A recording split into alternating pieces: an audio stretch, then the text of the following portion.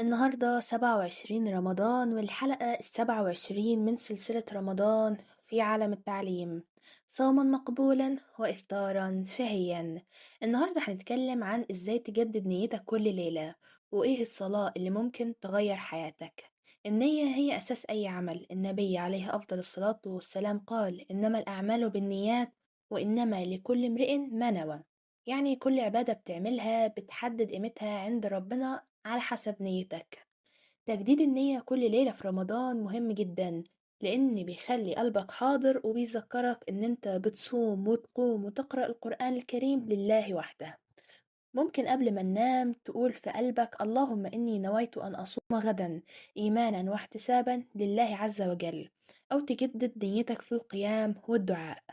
أما الصلاة اللي ممكن تغير حياتك فهي قيام الليل، لأن الصلاة بتخليك تقف بين إيدين ربنا في وقت السكون، والدعاء فيها بيكون أقرب للاستجابة.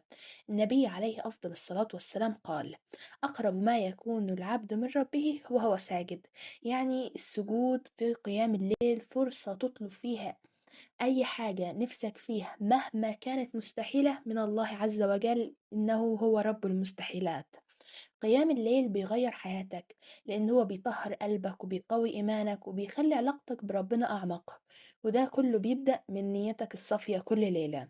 قولولي في الكومنتات ايه الدعاء اللي بتحبوا تقولوه في قيام الليل، وما تنسوش تعملوا لايك وشير واشتراك علشان غيركم يستفيد.